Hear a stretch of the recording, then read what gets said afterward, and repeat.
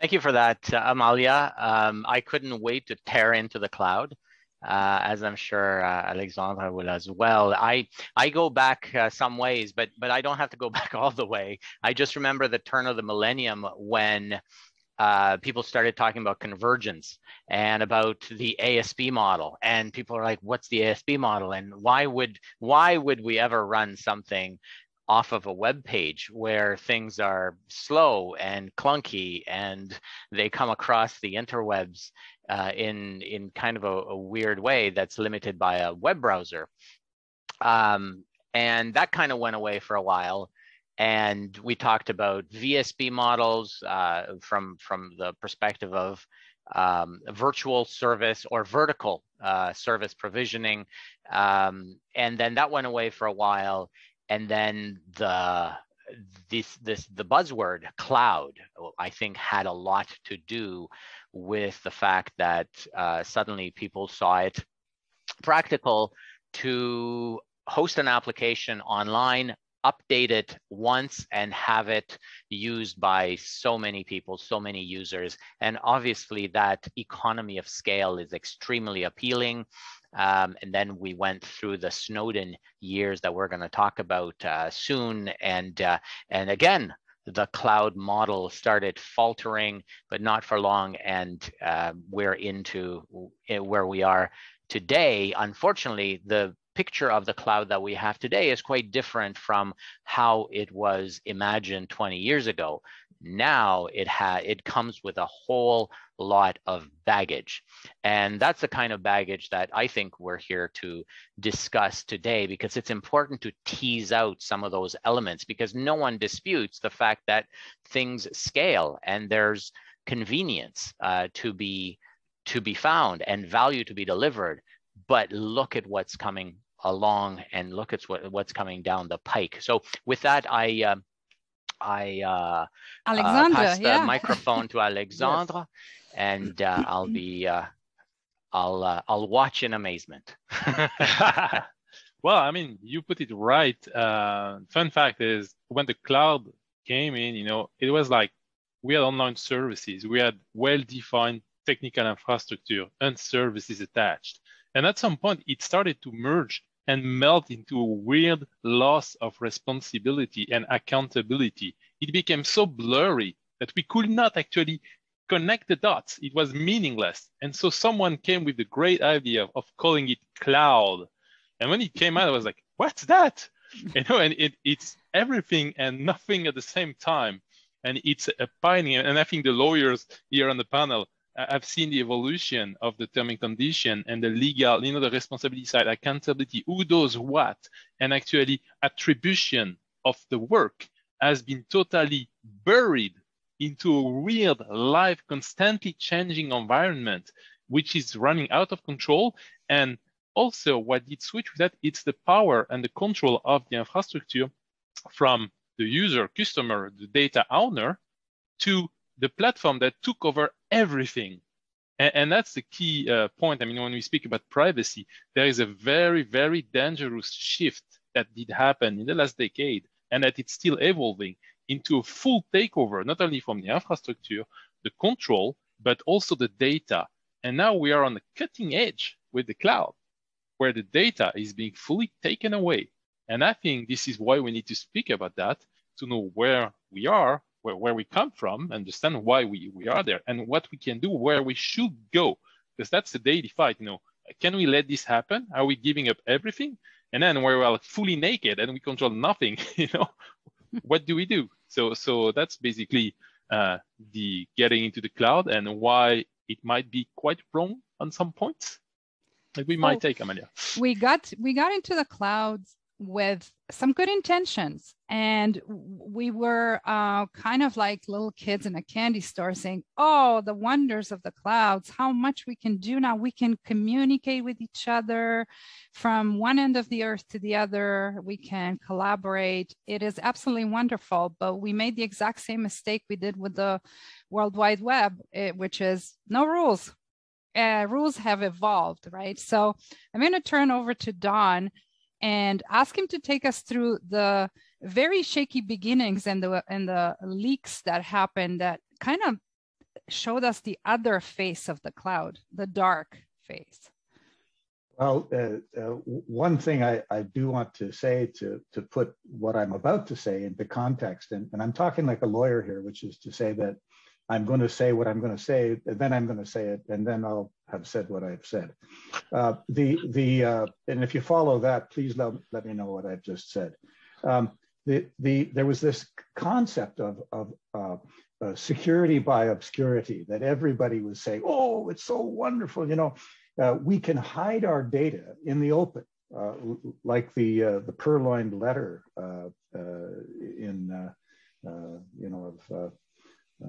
I guess it was some English writer, I can't remember, but anyway, the idea is that stuff can be hidden in the open. You don't know where it is, so you can't find it. Must be in plain sight. Yeah. Yeah, hidden in plain sight, and that's the technical word for that in law is BS. It's not true. It was a kind of a big lie,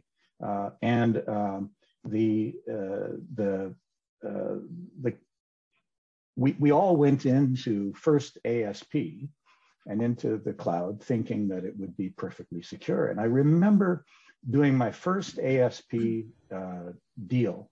I was working for a government entity that will go nameless, but the entity was rolling out a very, very large ASP solution for personal records. And as we got further and further into it, we realized more and more that the security and privacy aspects of this were absolutely phenomenal. They were legion. We didn't know, because there was no knowledge at that time, exactly how to do it. We knew the result that we needed. So as lawyers, we were saying, well, you know, here are the results you have to have. It has to be secure and so forth. And then we realized we had to be prescriptive about how to be secure. So we talked a little bit about the sort of organizational and technological and sort of physical barriers that had to exist in order to keep this data safe.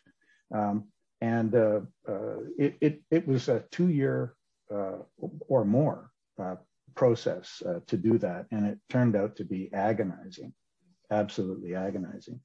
Well, to answer the question about leaks and so forth, of course, we all know about WikiLeaks. We know about Edward Snowden, Snowden, and so forth. There are lots of ways that data can get out there. As it was in the case of Snowden, he was working for a company that had security clearance. And he himself had security clearance to keep secret the information that the United States felt was absolutely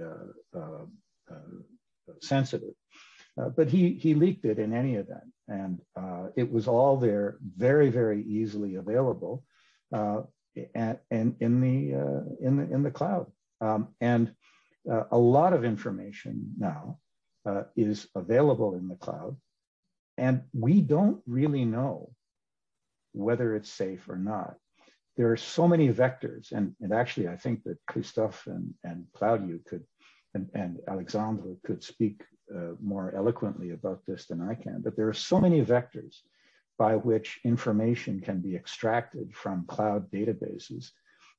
They include unhappy individuals, or happy stupid individuals, or exploits in the technology holes, if you will, that allow you to drive a truck through and leave with a package of data. So I'll stop talking now, but that's so that's great. Thank you. I wanna jump to Christophe, and I want to ask Christophe, how did this Edward Snowden phenomenon, how did you see it, experience it in Europe? Yeah, thank you, Amalia. How did we experience Snowden in Europe? Well, I guess like the rest of the world, when it broke out, it was in 2013, we were all like flabbergasted, obviously. So what? Well, we could suspect that, American intelligence services and other intelligence services throughout the world would spy, but it seemed like the scale of it was just unbelievable, unthinkable. I need maybe to put some background here, and it relates to the way data and personal information in particular, travel from the EU to the US in particular. So at the time, everybody's talking about the GDPR that kicked in 2018, but before that, we already had like privacy laws in Europe. And basically, to transfer personal information from the EU to the US, you have several mechanisms, but one mechanism in particular makes everybody's lives much easier, is what is called the adequacy decision. So it is a decision which is taken by the European Commission. And basically what it says, it's after an assessment's been conducted on the privacy laws of one region in the world or one country in the world. And it says, okay, now we've reviewed your laws, your regulation, and we deem that you offer a level of protection which is substantially equivalent to the one that we have here in Europe. So we are going to deem you adequate, and we are going to allow the transfer of personal information from the EU to the US. So this was what was the state of this. Well, that was the situation back when Snowden broke the NSA's mass data collection program to the rest of the world, and of course we're like, oh, okay, is it going to have an impact on this adequacy decision and the free flow of data and personal information between the EU and the US?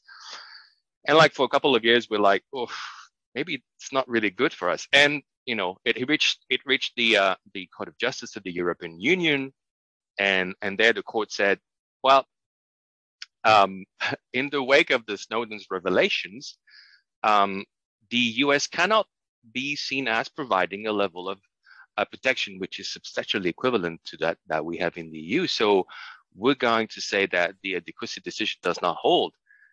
And that was like the whole thing just was swept out, and we didn't have any mechanism in place. We have other mechanisms that are possible. Long story short, ever since Snowden broke this news to the world, we've been struggling with the transfer of personal information from the EU to the US. So EU-US negotiated a new framework after the first one was invalidated by the Court of Justice of the EU, but then it got struck down as well for the same reason. And it just cascades down into now and recent decisions by EU national privacy watchdogs saying, for instance, in reference to Google Analytics in particular, that it is not complying with the GDPR. That was like, it started with the Austrian Data Protection Authority. That was in December last year. And now in February this year, the French DPA, the CNIL, which is one of the two powerhouses in the EU with the German Protection Authority, also said, hey, Google Analytics is not complying with the GDPR. And the reason for that is the same as we're back in time. We're back at the time Snowden revealed to the world NSA's surveillance program. It is that the data transfers in the context of the Google Analytics are not sufficient to exclude accessibility of data by US intelligence services. So here we are, back to the same point, and now the EU and the US are negotiating a new framework again. But of course, this time the European Commission is very, very worried that it would be struck down for the third time. So it's probably not gonna cave into the U.S. demands as easily as it did, in the past. So yeah, I mean, to just wrap this up, this is a little story of Snowden and its impact, Snowden's revelation and its impacts in the EU, and it's a massive impact on the transfer of personal information between the EU and the US, because let's face it, we all know it now. I mean, personal information is the new oil, right? So our economies are excessively dependent on the free flow of information and personal information in particular. So this is a very, very hot topic, let's say.